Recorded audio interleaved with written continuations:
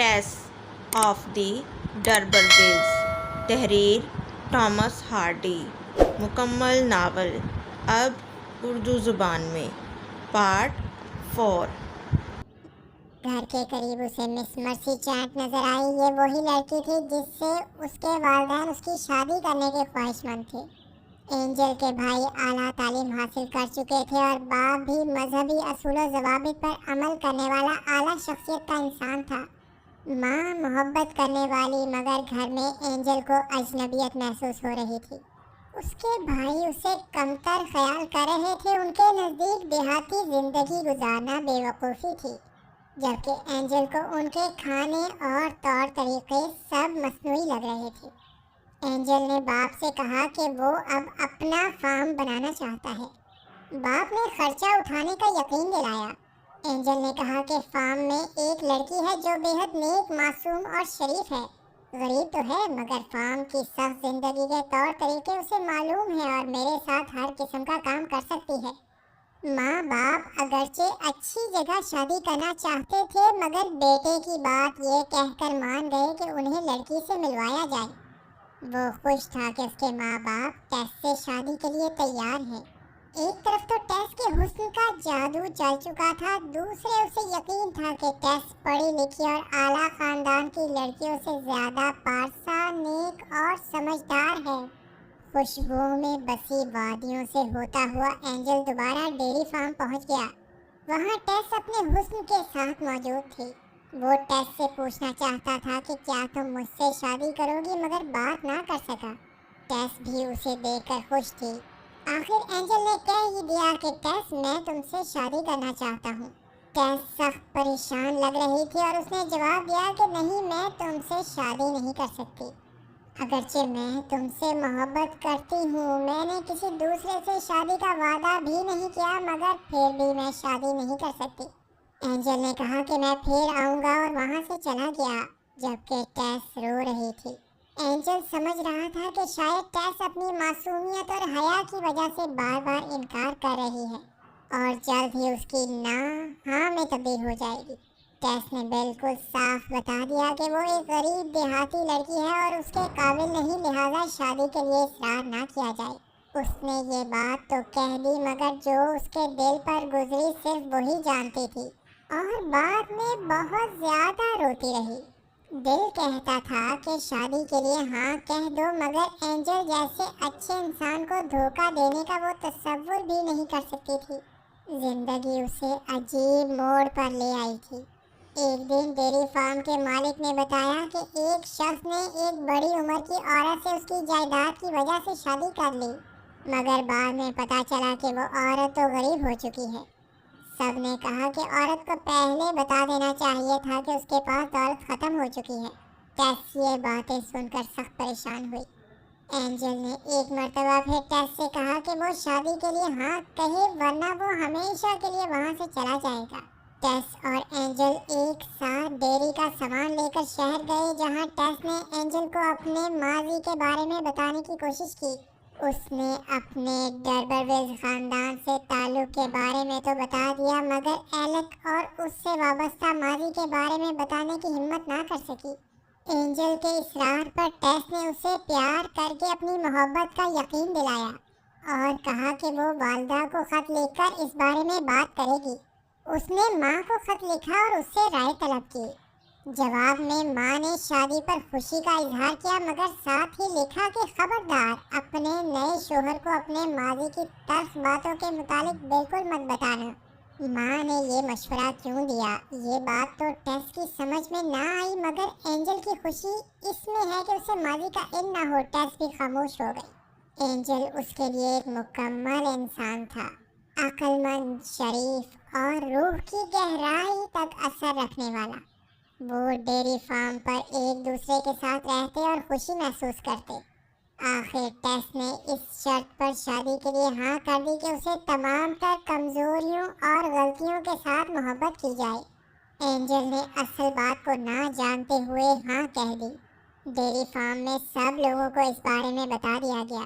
ٹیس کی سہیلیاں بھی اگرچہ اینجل سے شادی کی خواہش مند تھیں، مگر انہوں نے ٹیس کو سچے دل سے مبارکباد دی۔ जबकि टेस ने उनसे कहा कि वो सब उससे ज्यादा एंजल से शादी की मुस्तहिक थी। दिसंबर की 31 तारीख शादी के लिए मुकर्रर हुई। टेस ने पक्का इरादा कर लिया कि माँ की नसीहत के बावजूद एंजल को अपने माजी और एलेक्स से ताल्लुकात के बारे में ज़रूर बता देगी, क्योंकि सच्ची मोहब्बत का यही तकाजा था। मगर सबसे बड़ा सवाल ये था कि ये भयानक हकीकत किस तरह बताई जाए। टेस की ये ख्वाहिश उस वक्त शदीद हो गई जब ट्रांट्रिज में टेस और एंजल खरीदारी में मसरूफ थे और दो अशखास ने टेस को पहचान कर उसके बारे में गलत फिक्रे अदा किए। एंजल ने सख्त गुस्सा किया और उन्हें मारा। वो जानते थे कि टेस वही औरत है, मगर मामले को रफा दफा करने के लिए उन्होंने माफ़ी मांग ली कि उन्हें ज़रूर गलत फहमी हुई है। टेस ने सोचो बचार के बाद 4 सफ़ात का खत एंजल के लिए लिखा, जिसमें माजी के बारे में तमाम बातें तहरीर थी। ये खत उसके दरवाजे में डाल दिया। वो इंतज़ार करती रही कि दूसरे दिन एंजल का क्या रद्द अमल होगा, मगर उसने महसूस कर लिया कि एंजल ने वो खत किसी वजह से नहीं पढ़ा। वो वजह ये थी कि खत एंजल के कमरे के कालीन के नीचे चला गया और उसकी नज़रों से ओझल रहा। बाद में टेस ने उसे वहां से निकाला और फाड़ डाला। टैल्बोथेस में मुकर्ररा दिन को उन दोनों की शादी हो गई, जिसमें दोनों खानदानों का कोई फर्द शरीक ना हो सका, मगर डेयरी फार्म के तमाम साथी शरीक हुए और मालिक क्रिक भी खुशियों में शामिल था। टेस को अब तक यकीन नहीं आया था कि एंजल जैसा मुकम्मल और अच्छा इंसान उसका हो चुका है। उसने एंजल को एक मर्तबा फिर अपने बारे में बताने की कोशिश की, मगर एंजल ने कहा कि कहने सुनने के लिए आगे बहुत वक्त पड़ा है, इस वक्त कुछ नहीं। उसे टेस बहुत परेशान नजर आई और वो कहने पर मजबूर हो गया कि तुम तो वाकई बहुत परेशान लग रही हो टेसी। जिस गाड़ी में शादी के बाद वो लोग अपनी नई रहाइश पर जा रहे थे, टेस उसको देखकर परेशान हो गई। उसने कहा कि मुझे लगता है कि मैं इस गाड़ी को पहले भी कहीं देख चुकी हूँ, शायद ख्वाब में। एंजल ने उसे बताया कि डबरवेज खानदान के किसी फर्द ने बहुत पहले इस गाड़ी में भयानक जुर्म किया था, और जब ये डबरवेज खानदान के किसी फर्द को नजर आती है तो इसका मतलब ये निकाला जाता है कि कुछ गलत होने वाला है।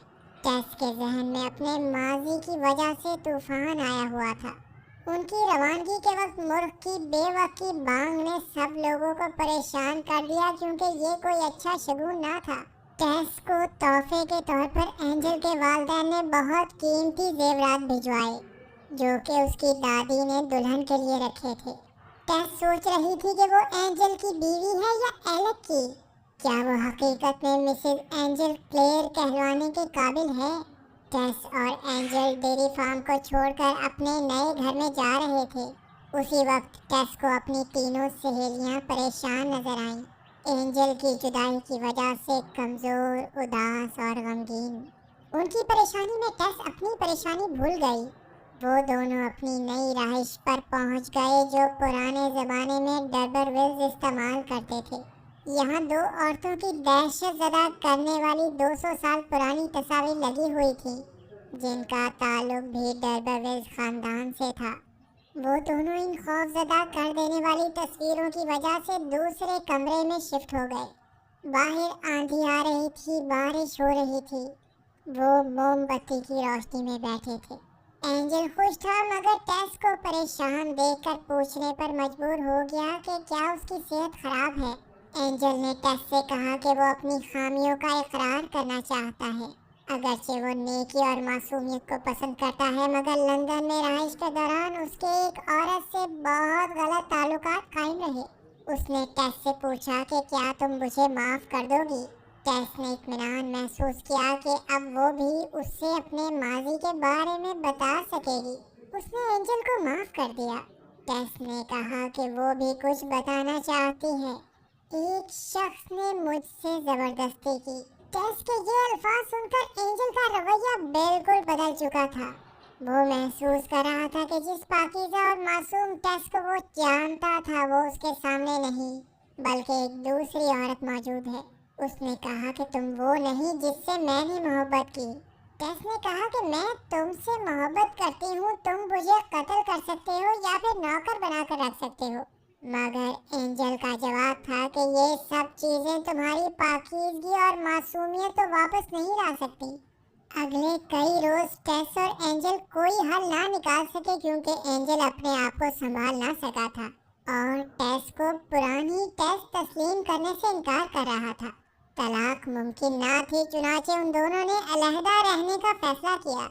टेस हैरान थी कि अगरचे उन दोनों का माजी एक जैसा था मगर उसने तो एंजल को माफ कर दिया, मगर वो उससे कितना बुरा सलूक कर रहा है और माफ करने को तैयार नहीं है।